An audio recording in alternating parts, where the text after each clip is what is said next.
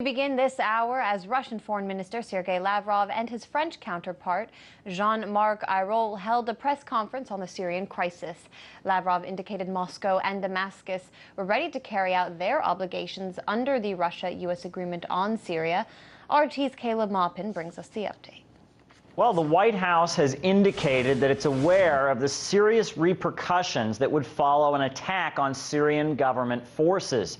U.S. officials have said that it might not be in the interests of the United States to take such action.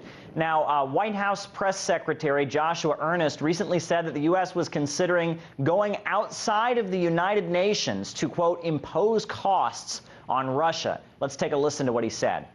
In this case, I wouldn't rule out multilateral efforts outside of the UN to impose costs on Syria or Russia or others with regard to the situation inside of Syria. We've done that in the past, and I wouldn't take that off the table in terms of the options that the president may consider in this situation.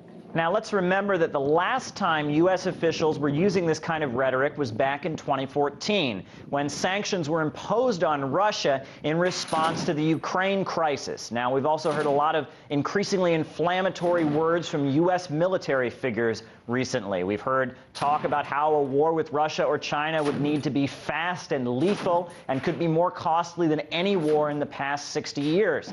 We've also heard statements about how the United States needs to respond to threats by, quote, beating them like they've never been beaten before.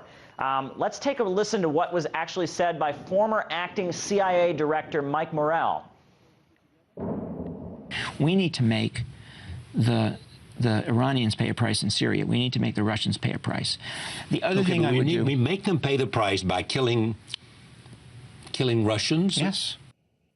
Now, at this point, it seems like the rhetoric coming from U.S. officials is intensifying along with the global situation.